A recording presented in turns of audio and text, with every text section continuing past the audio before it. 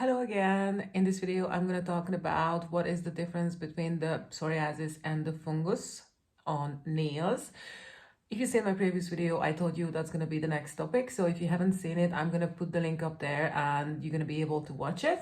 And in this video, let's dig into this now. And I'm going to explain you what's the difference and not to panic.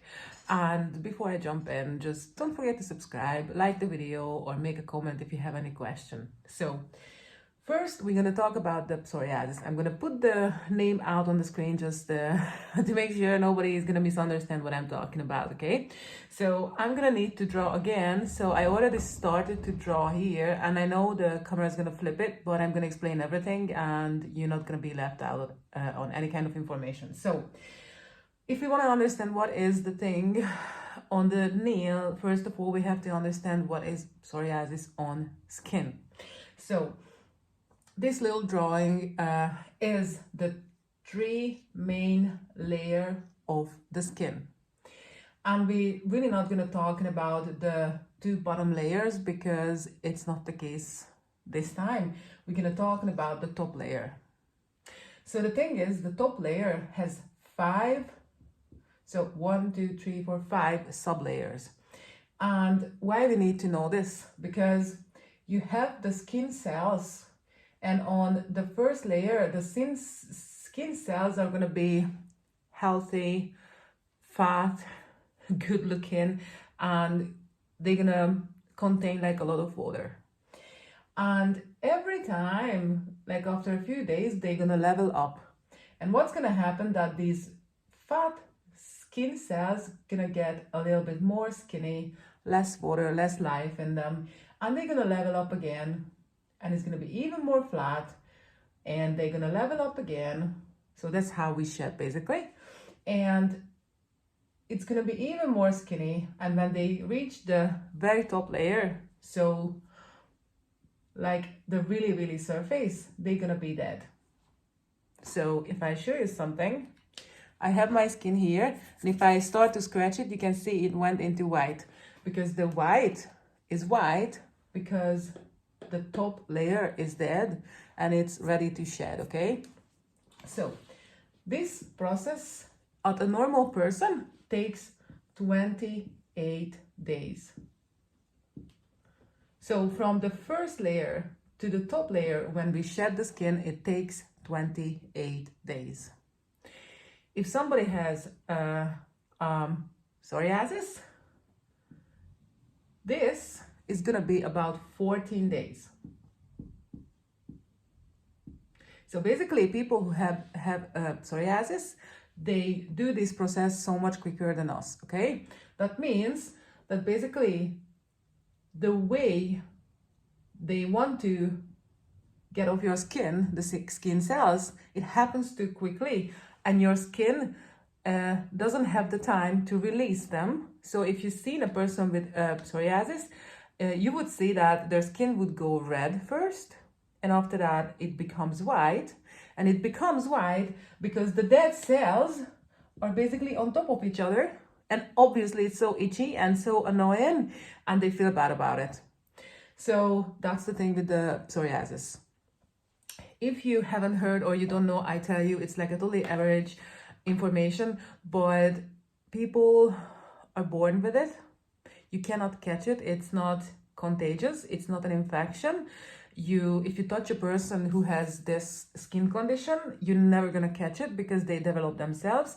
And at the minute, there is no cure for it. So we don't know how to fix this. The only thing what we can do, that we can watch out what we eat, because there are certain food that can trigger this, and basically use creams and this kind of stuff to keep it in like a better condition. So this is what's happening on the skin.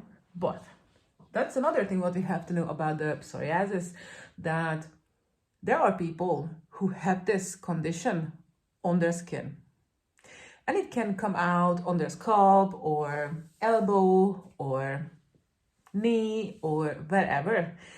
Some people have it at more places, some people have it at just one place, some people get it more often, some people get it less often. So it's always about the individual person. But this psoriasis thing exists on nails. It is rare, okay? But it does happen sometimes, and that will be the point of the video. But I really wanted to explain this first because I wanted you to know what is this really, and we will have a better understanding after knowing this. What does this mean on the nail? Okay, I have been doing nails for 7 years, nearly a bit more than 7 years now, and it only happened twice that I had a person with psoriasis on their nails. And there is another interesting thing. If somebody has psoriasis on their skin, it doesn't mean that they have to have on their nails. And it can happen that they only have it on their nails and they don't have it on the skin. And there is the third version when they have both skin and nails as well. So the thing is that now I'm going to draw a nail. That's the finger.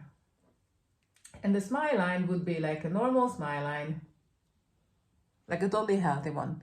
But if somebody has psoriasis on their nails, their smile line is going to be broken. And this is the important part now, because it's easy to mess it up. So the thing is that their nail smile line can be broken like this. And if you see it from this view, you would see a gap, okay? And you would see crumbs, but it's not smelly, okay? So it looks similar, like if it was a, sorry, I didn't even notice that you didn't see, sorry. So this was the view from here. So that would be the nail plate and that would be the nail bed. So they would have a gap as well. And you would see like yellowish crumbs, but they are not smelly, okay? So that's why I said that the psoriasis on the nails can look really similar to fungus, but it is not fungus. And that's how you know the difference. But yes, it's gonna look like a broken smile line. The client who was here, I never forget, her smile line was like this. So basically this part was the nail bed color and this whole part was totally white. And when I started to remove the previous set, what she gets somewhere else, I started to see that like nearly every of her nail was totally like this. And I was like, oh, Jesus Christ, I didn't know what to think. And I started to asking questions. Obviously, you're asking questions. And she told me, yeah, I have psoriasis and I know about it and it's totally okay. And that's how you know. They don't necessarily have the crumbs, but they can have crumbs, but it's not smelly, okay? And the other big factor is the person who you're treating, they know, because they went to the doctor, it came out, and they aware of their skin condition that appears on their nail, okay? So girls, always remember, if somebody have psoriasis on their nails, they know it is psoriasis, because even if she, okay, let's say that she didn't go to the doctor and she has no idea. When you ask them how long you have this, and she would say like, I have this like 3 months of the year and after it goes away and it comes back again and these kind of stuff. And basically they would tell you it didn't come up like 3 days ago or a week ago and you don't know, they don't know what it is. Say they would know, okay? That's the other thing. And basically the same thing happens on the nails, what happens on the skin. So basically they are unable to stick to their nail bed because this process is too quick. Basically, that's the thing what we have to know. And obviously, I don't think it's going to be like a big surprise, but what's happening with the nail fungus, here's the nail, that would be the original smile line, and they don't have that because the fungus went underneath the nail and they have like a broken line, smile line. And if you view it from this view, that's the nail plate and this is the nail bed. Yeah, they have the gap, they have the crumbs, and they are smelly. So if you smell into it, you would sense like a weird smell, and it's unpleasant. Yes, I have been doing the nails for 7 years and I never had a client with this, okay? Never. But usually the nail fungus can be painful. So the person would go like, I have no idea what happened. I just didn't even see it. If they get their nails done properly and they went somewhere else who done bad nails and they get the fungal infection. They wouldn't even know about it, or even if they know about it, they would go like, yeah, but it just came on like a week ago or two and I don't know what it is, but it's so like painful and sensitive and all. So you would know that you're probably dealing with fungus. So the big question, you can treat the psoriasis, okay? You are able to do their nails, but it's a little bit tricky because they have problems with adhesion. Because of that, you have to make sure that you do like a really, really high quality. Otherwise, there's a chance that the stuff won't stick on the nails because, you know, this shedding is too quick. Obviously, you would put on product on the layer that is just about to shed, okay? So that's why it's a little bit tricky to treat, but you are allowed to treat because it's not infection, it's not contagious, okay? If we're talking about fungus, no way to treat them. And it doesn't matter if they have only one nail with the fungus or two, or no, you're not gonna do the rest of it. No, you tell the client, I'm terribly sorry, I need to refuse this treatment because you have a fungal infection, most likely a fungal infection. Obviously, we are not doctors, so we cannot like, you know, make a diagnosis, but you can tell that by the looks of it, it could be fungus. So you can advise them to go to the doctor. Obviously, they don't have to listen, but it's totally their responsibility. Your responsibility is to tell them that you're not able to work because it's most likely fungus and it's dangerous to work, and you could basically infect yourself or you can infect other clients, and you cannot take that risk. I know that now you're probably asking a question like, it is so awkward. Yes, it is awkward. A normal person would totally understand it. And if there is a person who is not really understanding, they would make a big deal out of it anyway. So don't take this personally. What is your client's reaction? Just, I wanted to let you know that this is the official process for this. To be honest, I never had to refuse anybody because I never bumped into anybody who had this.